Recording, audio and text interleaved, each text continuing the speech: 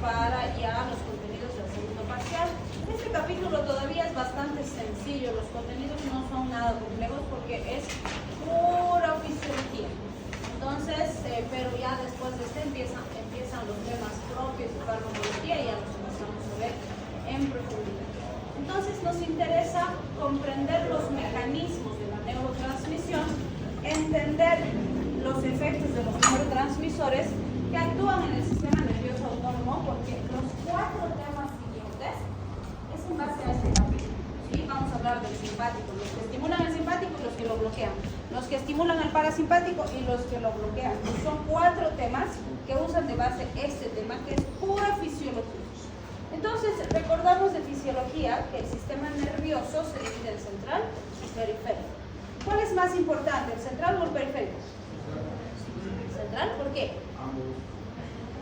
Ninguno es más importante porque uno sin el otro no sirve para nada. ¿Sí? El periférico se encarga de recibir información del entorno, se la manda al central, el central recibe esa información, la integra y dice, vamos a ejecutar esta respuesta, pero es incapaz de producir la respuesta por sí mismo. Entonces, ¿a quién le dice que le ayude? Al periférico, y el periférico ejecuta la respuesta. Entonces, vean, trabajan de forma sumamente integrada y coordinada. Uno sin el otro no sirve. Los dos son igual de importantes. ¿Sí? Bien, si hablamos del sistema nervioso periférico, ya aterrizando en lo que vamos a ver, sabemos que se divide en autónomo y somático. El autónomo, como dice su nombre, es independiente, no consciente, está relacionado por lo tanto a las funciones viscerales, o son funciones que nosotros no controlamos de forma consciente. Por ejemplo, tú no puedes agarrar y decir, uy, mi corazón está trabajando desde esta mañana, que descanse una horita, y lo haces descansar una hora tu corazón. No puedes, ¿sí? Entonces, no lo puedes controlar. No puedes decir, ay, no, ahorita estoy ocupada, no voy a digerir mi alimento, digeriré en la noche, no más. No, porque en el momento en que comas, tu sistema digestivo se va a activar y va a empezar los procesos digestivos, ¿sí? Entonces, es sumamente importante entender esa parte, ¿sí? Y el somático sabemos que es no autónomo, consciente, por eso normalmente se lo relaciona a el sistema músculo-esquelético, porque yo puedo decidir si me quiero sentar, si me quiero parar, si camino, si salto, ¿sí? Entonces, ahora nos interesa recordar todo lo que es referente al autónomo, porque ese autónomo es el que vamos a analizar y vamos a manipular de forma bastante importante con fármacos para conseguir nuestros fines terapéuticos, ¿sí? Bien, si hablamos de las vías aferentes, vamos a ver que estas reciben información que perciben del entorno y las eferentes envían información o envían la respuesta específica. Y estas dos son parte de la respuesta del sistema autónomo para saber qué está pasando y para ejecutar la respuesta específica. También sabemos que el autónomo se divide en sistema simpático y sistema parasimpático. Además sabemos que los dos trabajan como opuestos. El simpático se activa cuando tengo situaciones de alto estrés, cuando necesito estar alerta, activo o estar listo para ponerme a salvo en una situación de riesgo, por ejemplo, ¿sí? Y el parasimpático se va a activar cuando hay situaciones de reposo, de tranquilidad, cuando no tengo nada urgente que hacer. Por ejemplo, si estás saliendo de la universidad y querías cruzar la calle y viene un auto pasa como loco y casi te atropella, ¿quién se va a activar? Tu simpático, porque te vas a poner alerta y vas a estar listo para reaccionar, ir para atrás, esquivar, qué sé yo, ¿sí? En cambio, si has almorzado a mediodía, no tienes clase hasta las 5, no tienes tareas, no tienes examen, y dices, me voy a echar un ratito a ver tele, te echas, ¿quién se va a activar? Tu parasimpático, porque estás descansando, y va a decir, bueno, ya no está haciendo nada, digerir los alimentos, se va a poner a trabajar, porque estás en una situación de tranquilidad, ¿sí? Ahora, ¿cuál es mejor, el simpático o el parasimpático? Ninguno.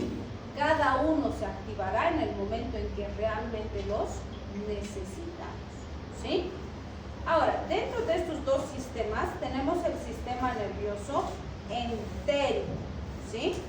Que normalmente se lo ha conocido como sistema mixto porque tiene fibras del simpático y fibras del parasimpático, ¿sí?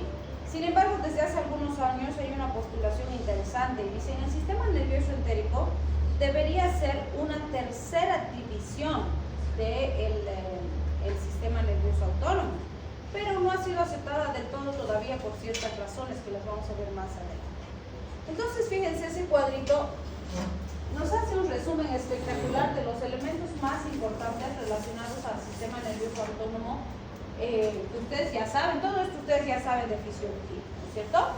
Entonces simplemente nos compara y nos dice, mira, si el parasimpático produce miosis, el simpático va a producir midriasis. Si el parasimpático desacelera el corazón, el simpático ¿qué va a hacer? Va a acelerar.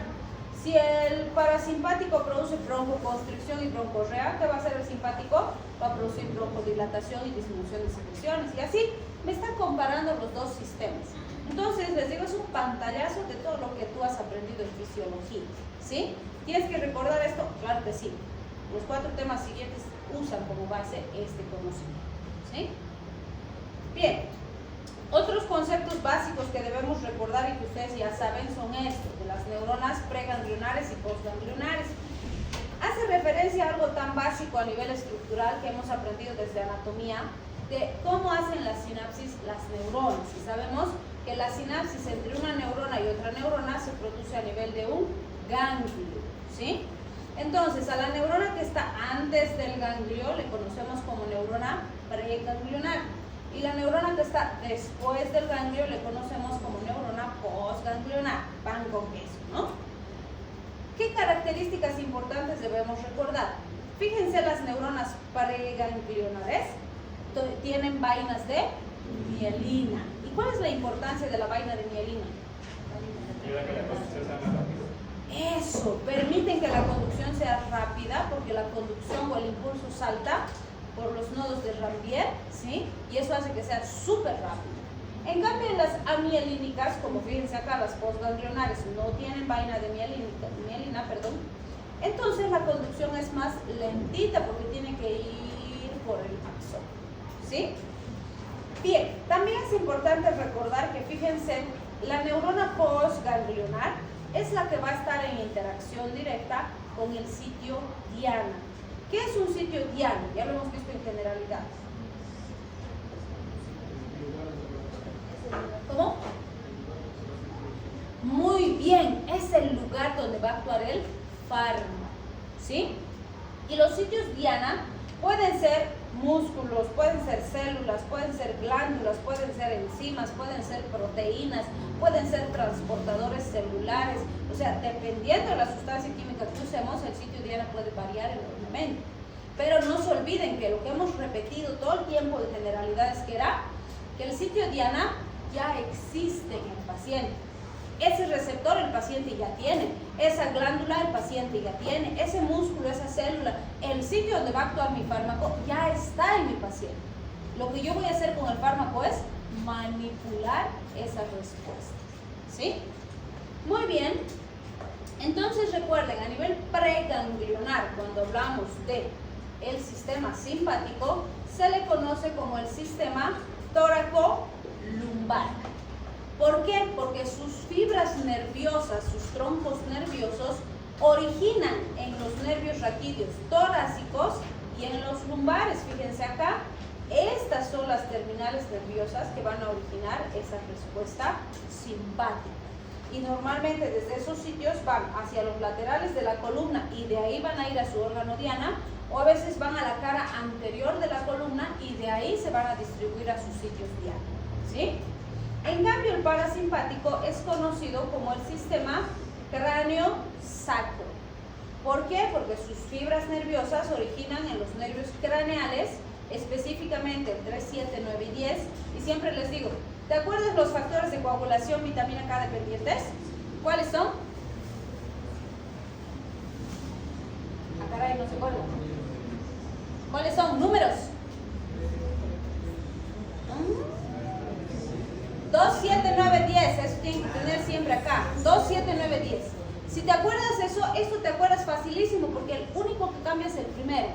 En vez de 2 es 3. 3, 7, 9, 10. ¿Sí? Entonces asocias y te acuerdas. Ahora pues, si no te acuerdas, memorizar los dos. Bien, fíjense, los sacros son las raíces raquídeas sacras 3 y 4 las que se toman en cuenta. Algunos autores dicen también el número 2, pero Katzun solo toma el 3 y 4, por eso nos vamos a quedar con el 3 y 4, ¿sí?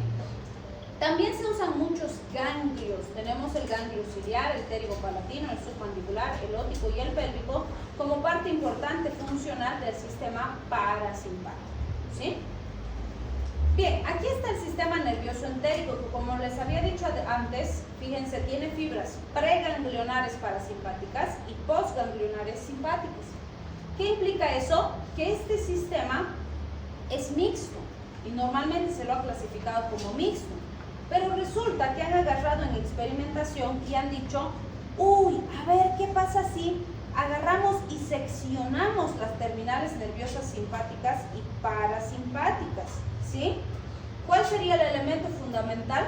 Que se esperaría que al seccionar las simpáticas y las parasimpáticas exista cero función motora y cero función secretora, porque he seccionado pues quienes comandan esas funciones, ¿no? ¿Cuál es la sorpresa de los investigadores? Que cuando realizaron la sección nerviosa, si bien sí había una disminución sumamente significativa de la función motora y secretora, existía todavía una pequeña cantidad de función motora y secretora. Y dijeron, ¿y entonces quién está produciendo esto? ¿Sí? Porque bueno, el simpático está cortado, el parasimpático también. Entonces ahí nació esa postulación y dijeron, alguien más está produciendo esa función y no es el simpático ni el parasimpático. Entonces el sistema nervioso entérico tiene otra fuente, vamos a decir, de función y actividad. El problema es que no se sabe quién produce esa función. Entonces no podemos aceptar y decir, ah, sí, hay una tercera división, pero ¿quién es? No sabemos. ¿Qué es? Ni idea, ¿qué neurotransmisión será? ¿Sí?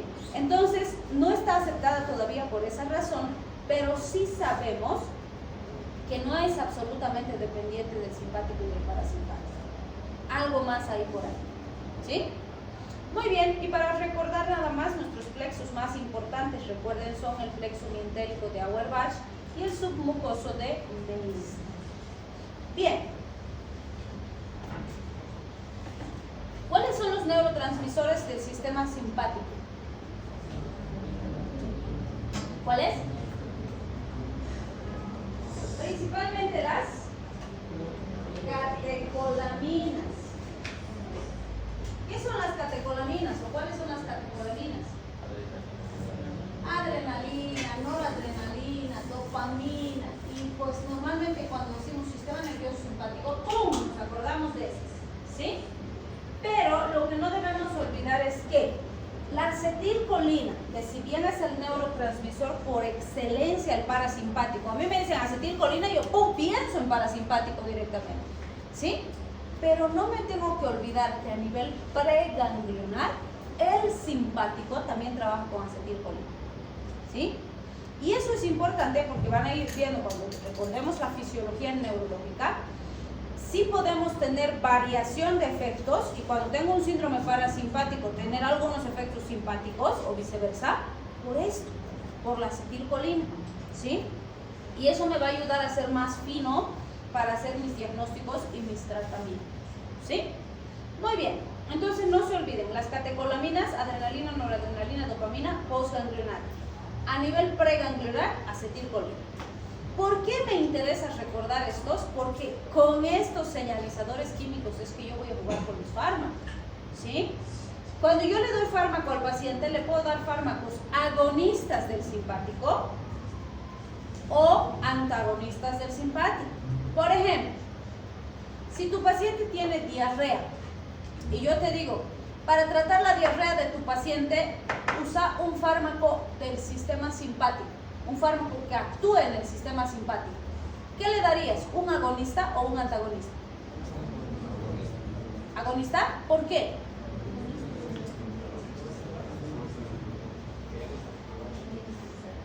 ¿Por qué? Porque al actuar el sistema simpático va a reducir lo que es la infección. Muy bien, el simpático en condiciones fisiológicas, ¿qué hace? reduce el peristaltismo, relaja las fibras y cierra los esfínteres. ¿Le ayuda eso a mi paciente con diarrea? Claro, porque así ya no va a tener ese tránsito acelerado que tiene. Entonces, ¿qué le doy? Un agonista, porque va a estimular. ¿Se dan cuenta por qué es tan importante la fisiología? Porque yo pienso, ¿qué pasa con fisiológicamente? Entonces, ¿qué quiero producir? ¿Lo mismo o lo contrario? ¿Sí? Si tienes un paciente que está con una crisis asmática y te digo usa un fármaco que actúa en el sistema simpático, ¿qué le das? ¿Agonista o antagonista? Agonista. ¿Por qué? Porque si quiere bloquear la activación que está haciendo, bueno, la acción que está haciendo se quiere bloquear con el fármaco. Quieres bloquear la acción. O sea, lo que... O sea, ¿le darías un antagonista del simpático? Yo le daría una bonita para bloquear, abrir los bronquios y eliminar las secreciones. Entonces, ¿qué digo? El simpático que hace en los pulmones, broncodilata y disminuye secreciones. ¿Me sirve? Sí, entonces le doy agonista. ¿Sí? En cambio, si le doy un antagonista, ¿qué va a pasar? Más broncoespasmo, más secreciones, se me complica el paciente. ¿Se dan cuenta? Para eso es que tengo que saber eso. Y fíjense, cuando hablo de agonistas, ¿sí?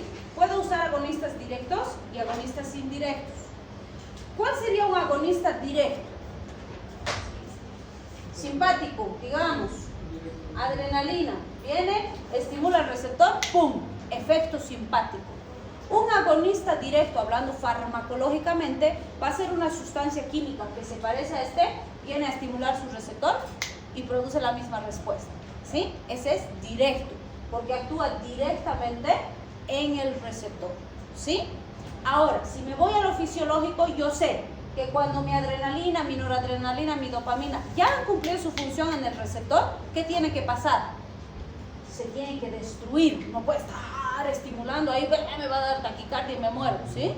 Entonces ya cumplió su función y milisegundos después se tiene que destruir para que la función termine, ¿sí? ¿Quién destruye? Las catecolaminas, ¿quién destruye?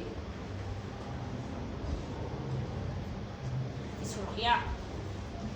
La COM y la MAO, la catecol-oximetiltransferasa y la monoaminooxidasa. Entonces, si la COM y la MAO destruyen a esta y yo las bloqueo, ¿qué le va a pasar a este? No va a haber quien lo destruya, entonces va a estar estímulo, estímulo, estímulo, estímulo, estímulo. ¿Cuál es mi efecto? Agonista indirecto, porque no estoy haciendo nada en el receptor, pero al bloquear mis enzimas, mi agonista está estimulando como loco y no hay quien lo detenga, ¿sí? En ambos casos, el directo y el indirecto, ¿qué van a producir? Aumento del efecto simpático, ¿sí? ¿Qué hace el antagonista? Bloquea. Normalmente, bloqueo el receptor y ya está, ¿sí? Entonces, vamos a ir viendo eso en el siguiente capítulo, porque el primer capítulo, no mentira, en el tercer capítulo que sigue de aquí, vamos a ver los simpático-miméticos, que son los fármacos que estimulan el simpático. En otro capítulo vamos a ver los antiadrenérgicos, que son los que bloquean el simpático, ¿sí? Entonces, para cada uno de estos, imagínense, tenemos un capítulo enterito, un montón de fármacos. Ahí ya vamos a ver fármacos de verdad, ¿sí? Bien, con el parasimpático, todo es acetilcolina, por eso decíamos, pucha, acetilcolina es preganglionar y postganglionar. Para el parasimpático, todo es acetilcolina. También puedo usar fármacos agonistas y antagonistas. El mismo principio, fíjense, los agonistas pueden ser directos o pueden ser indirectos. Entonces, los directos van a actuar sobre el receptor de acetilcolina. Los indirectos, ¿dónde actuarían? ¿Contimao? No, acetilcolinesterasa, porque esta es la que destruye la acetilcolina, ¿sí? Pero el principio es el mismo. Si bloqueo esto, la acetilcolina endógena se aloca, ¿sí? Si estimulo el receptor, aumento el efecto colinérgico de acetilcolina, ¿sí? Entonces, en ambos casos, aumenta la actividad colinérgica, por eso son agonistas del parasimpático, ¿sí? Los antagonistas bloquean. Ya está. Lo mismo, el mismo principio. Ahora les digo, si tienes un paciente que está con incontinencia urinaria, se le escapa la orina, ¿sí? ¿Qué le daría si quiere usar un fármaco parasimpático? ¿Un agonista o un antagonista? ¿Por qué?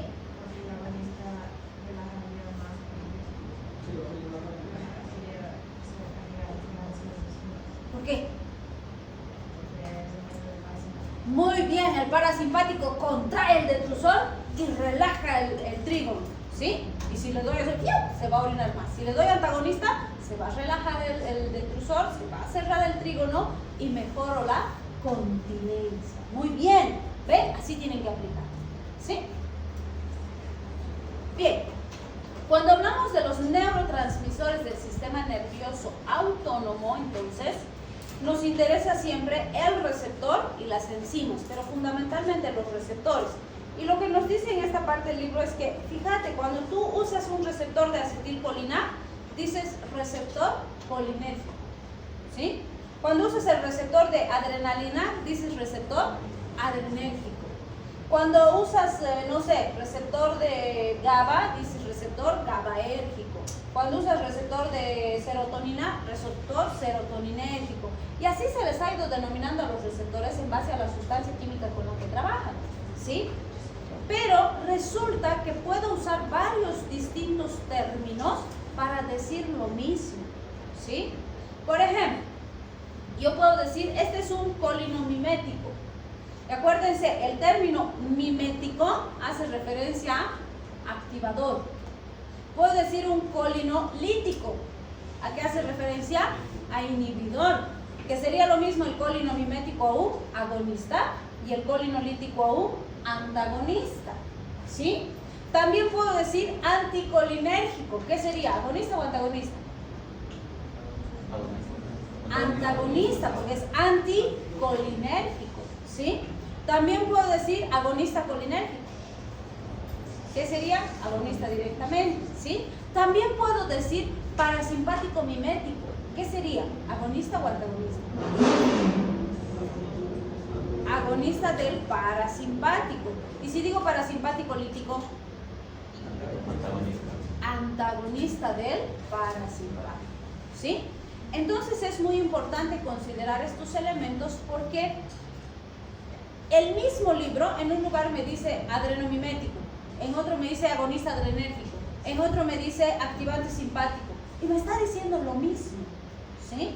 Entonces yo tengo que familiarizarme con estos términos porque el propio Katsun en distintos lugares me va a usar todos los términos y si veo Harrison, si veo, no sé, medicina interna, patología, fisiopatología, me van a hablar con los términos mezclados y me están diciendo lo mismo. Entonces si yo conozco el término, no me voy a perder, ¿sí? Alguna vez alguien me decía, nos pondremos de acuerdo, Doc, y solo usaremos uno para que no nos confundamos. Yo le decía, no, porque tú no vas a leer, primero que no vas a leer solo Katsun, segundo, el mismo Katsun te varía, y tercero, la literatura en general te usa un montón de términos similares y los tienes que conocer todos, porque cuando leas algo tienes que ubicarte de qué estás hablando, ¿sí? Entonces nos tenemos que familiarizar, ¿ok? Bien, este gráfico es muy explicativo de lo que acabamos de ver. Fíjense, aquí está el simpático, preganglionar, receptor nicotínico, postganglionar, receptor alfa, receptor beta, receptor dopa, ¿sí? Catecolaminas. Aquí está el parasimpático, preganglionar, nicotínico, postganglionar, muscarínico. Todo es acetilcolina, lo que acabamos de decir, ¿sí? Muy bien.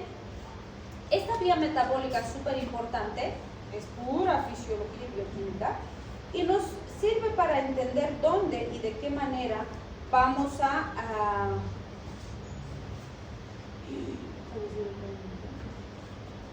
poder entender dónde vamos a actuar con los fármacos, ¿sí? Entonces, fíjense, en condiciones fisiológicas, esta es la neurona del sistema parasimpático. Entonces está ahí quietita, no se necesita, no pasa nada, está tranquila, por decirlo así. Digamos que ¡pum!, se activa una señal y me dice necesito acetilcolina, activa la neurona.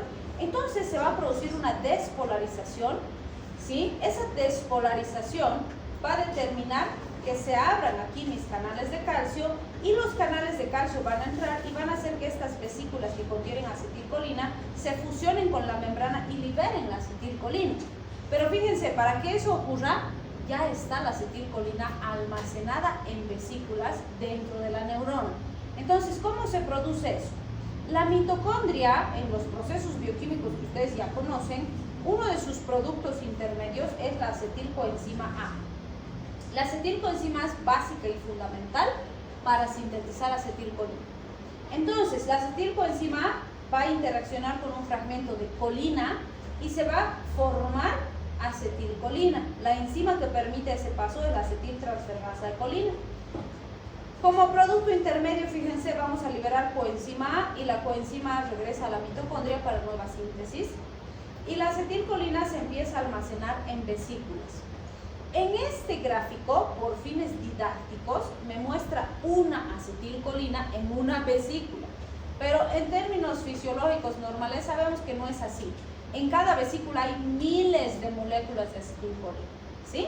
Entonces esas vesiculitas van a estar aquí almacenadas y cuando se produzca esa despolarización que hemos dicho, se van a fusionar gracias a las proteínas de membrana propias de las vesículas y van a liberar acetilcolina. Esta acetilcolina que se ha liberado, ¿qué va a hacer? Fíjense, está viniendo a actuar en un receptor. ¿De quién? De la neurona postganglionar o postsináptica, que es lo mismo, ¿sí?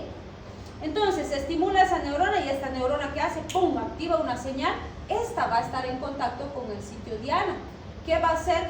Por decirle, si es corazón, entonces bajará la frecuencia cardíaca. Si es músculo esquelético, estimulará contracción.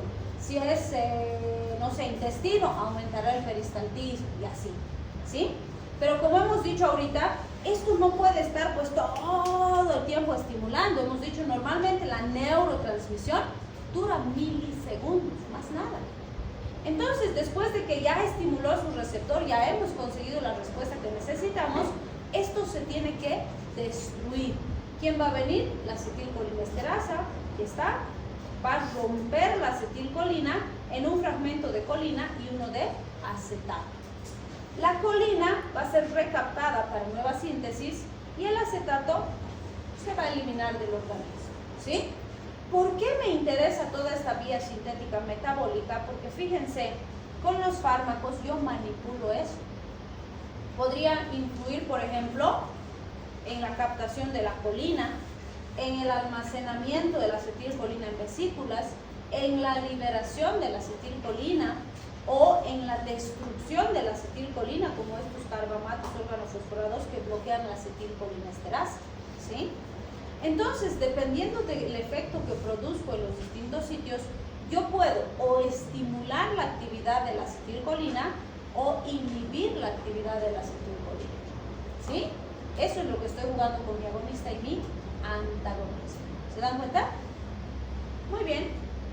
Si hablamos de los receptores nicotínicos, fíjense, hemos dicho que los nicotínicos son centrales, están a nivel preganglionar, tanto del simpático como del parasimpático, ¿sí? Estos se caracterizan más por trabajar con canales iónicos, aunque algunos también trabajan con proteínas que hay segundos mensajeros, como hemos visto antes. Entonces, fíjense, la apertura de esos canales iónicos, según los procesos que en general tardan milisegundos, ¿se acuerdan? Hemos dicho, se abre el canal, pasa la sustancia y ya tengo efecto. Se cierra, no pasa la sustancia, no hay efecto, ¿sí? Entonces, estos normalmente se encuentran en las uniones neuromusculares, los receptores NM que decimos, en los ganglios y en el sistema nervioso central, donde están los NN principalmente. Y están regulando varios procesos centrales como memoria, atención, vigilia, sueño, movimientos voluntarios, dolor y ansiedad, ¿sí? Que son procesos sumamente importantes a nivel central. Entonces, si son regulados por voltaje, se despolariza la membrana, se abre, pasa la sustancia, se despolariza, regresa. Si son regulados por ligando, el ligando se une en un sitio específico, se desnaturaliza la proteína, se cambia de conformación, se abre el canal, pasa la sustancia y tengo respuesta, ¿sí? Que eso ya hemos visto en los sistemas de señalización, ¿verdad? Entonces fíjense, ahí están los NN, los NM, van a estar en las uniones neurológicas y en las uniones neuromusculares, trabajan por apertura de canales de sodio y potasio y despolarización. Bien, también tenemos las proteínas G y sus segundos mensajeros, que también los conocemos y hemos dicho que trabajan con los receptores muscarínicos. Las proteínas G y sus segundos mensajeros, recuerden que son complejos proteicos, ¿no es cierto? Y hemos dicho que tienen una molécula receptora, una proteína G, una molécula efectora dentro de la célula, entonces van a trabajar con sus segundos mensajeros. Bien, fíjense, esto es lo que nos interesa recordar y lo vamos a ver más adelante. Nos dicen con qué proteína G trabaja cada receptor muscarínico. Entonces sabemos que los muscarínicos son 1, 2, 3, 4 y 5. Y cada uno trabaja con un subtipo diferente de proteínas G. ¿Qué proteínas G conocemos? GS, GI, GQ, GOL, GT y GC. No se olviden. Fíjense que aquí tenemos dos, GQ y GI. Nada más, muscarínico. Entonces yo siempre les digo, ¿puedes aprenderte uno por uno? Sí, pero es más fácil si los agrupas. Por ejemplo, 1, 3 y 5 trabajan con proteína GQ. Si es GQ, ¿cuál es la sustancia efectora?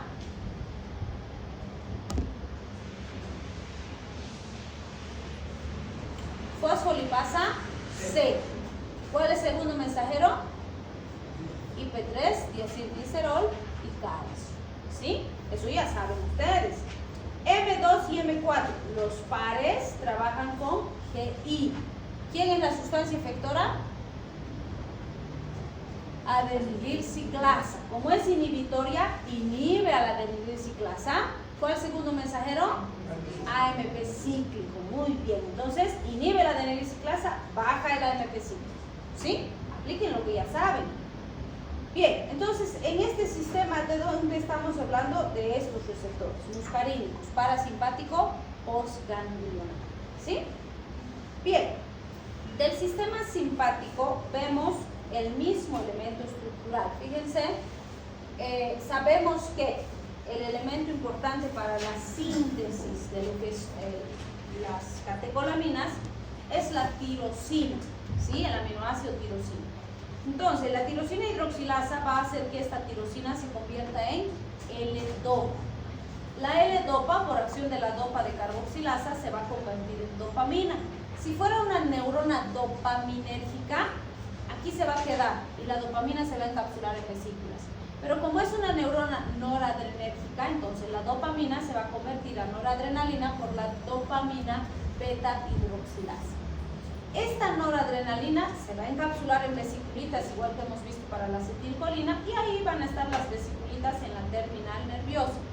Si se activa señal, quiero activación del simpático, entonces otra vez se despolariza la membrana, ingresa calcio, el calcio va a estimular a que estas vesículas se fusionen con la membrana, liberen la noradrenalina y el neurotransmisor va a actuar en los receptores de la neurona postsináptica. La postsináptica, ¿qué va a hacer? Va a estimular el sitio diana para que se produzca una respuesta. Por decirles, va a acelerar el corazón, ¿sí? O va a producir broncodilatación, o va a producir, no sé, relación o disminución del peristaltismo, dependiendo quién ha activado la respuesta, ¿sí? Igual que el anterior caso, estas catecolaminas no pueden estimular, se tienen que destruir. ¿Quién va a destruir? La CON y la MAP, ¿sí? Entonces, las catecolaminas van a ser destruidas por la catecoloximetiltransferasa y la monoaminoxidasa. Igual, van a haber fragmentos que se van a recaptar para nueva síntesis y otros que se van a eliminar para ser destruidos o eliminados del organismo, ¿sí? ¿Por qué nos interesa otra vez esta vía sintética?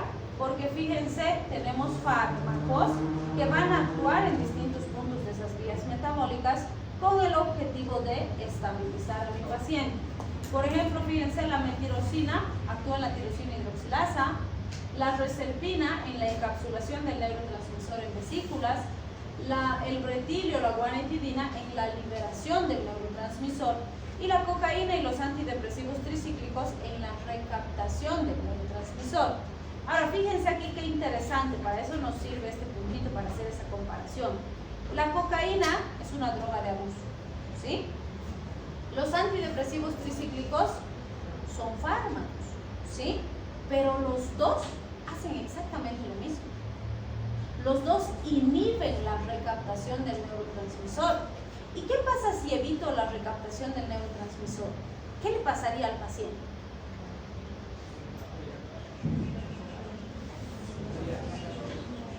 Seguiría estimulando el simpático, ¿se dan cuenta? Pero fíjense la diferencia.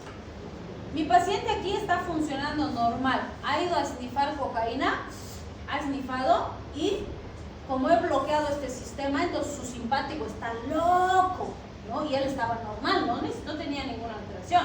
Entonces, ¿qué le va a pasar? Va a estar hiperestimulado, hiperactivo, así pipoca, todo activo, ¿sí? Normalmente eso les pasa a los que snifan cocaína, se ponen hiperactivos, a veces agresivos, a veces violentos, a veces así súper nerviosos, ¿sí? ¿Por qué? Porque él estaba en la homeostasis y el fármaco que ha hecho lo ha sacado de la homeostasis porque está sobreactivando su sistema simpático, ¿sí? Pero ¿qué pasa con un paciente que está depresivo, está deprimido? ¿Qué le pasa? Está bajoneado, no quiere comer, no quiere salir, no quiere estudiar, no quiere trabajar, no quiere vivir a veces, ¿sí? Dependiendo del grado de su depresión. Entonces él está fuera de su homeostasis, está con todo bajo. Cuando yo le doy un antidepresivo tricíclico, al bloquear esto, estoy intentando activar más su simpático. ¿Para qué? Para levantar su estado de ánimo, para que tenga más ganitas de levantarse, de salir, que tenga hambrecita para comer, que quiera hacer algo, ¿sí? Entonces lo estoy tratando de acercar a la homeostasis, porque él está enfermo, ¿sí? Entonces fíjense cómo la misma sustancia, con el mismo efecto, dependiendo la condición del paciente, puede ser peligroso o puede ser benéfico, ¿sí? Por eso siempre les digo, no hay mal fármaco, hay mal uso del fármaco. Si lo uso cuando necesito, puedo obtener un beneficio. Si lo uso cuando no lo necesito, puede ser potencialmente peligroso para el paciente, ¿sí? Bien, y este es el mismo ejercicio que hemos hecho hace ratito con los parasimpáticos. Cuando hablo de alfa tengo alfa 1 y alfa 2, y de beta tengo beta 1, beta 2, beta 3. Acuérdense que hemos dicho, muchos autores dicen, alfa, tú lo asocias al muscarínico y ya sabes, porque fíjense, hemos dicho muscarínicos impares trabajan con GQ, muscarínicos pares trabajan con GI, igualito, ya está, ya sabes.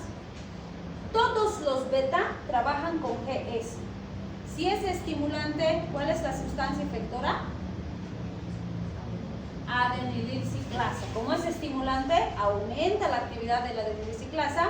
Segundo mensajero, AMP cíclico. ¿Qué va a pasar? Va a aumentar el AMP cíclico. Ya está, ya me lo sé. ¿Sí? Bien, cuando hablamos del sistema dopaminérgico, fíjense, el sistema de síntesis es exactamente el mismo que hemos descrito para la noradrenalina, con la diferencia de que se queda como dopamina.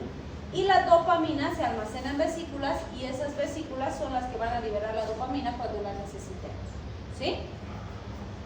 ¿Qué relación hacemos? Dopa 1, dopa 2. Recuerden que decimos efecto dopa 1, efecto dopa 2. ¿Por qué? La relación de estas es los dos extremos, dopa 1, dopa 5, misma distribución, mismo efecto, mismo segundo mensajero.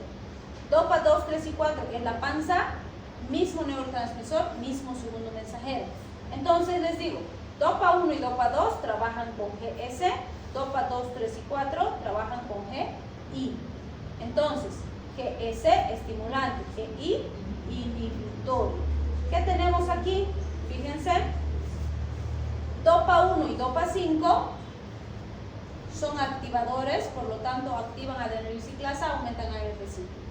Dopa 2, 3 y 4 son inhibidores, entonces inhiben adenilciclasa, disminuyen AMP cíclico. Ya está, ya me sé toditos mis receptores dopaminérgicos. Si los asocio, me acuerdo más fácil. ¿Sí? Bien, esto vamos a dejar para la siguiente clase, que es la parte más importante. Vamos a hacer una relación del simpático y el parasimpático con todos los órganos y sistemas. No todo, pero sí lo más importante. Bien.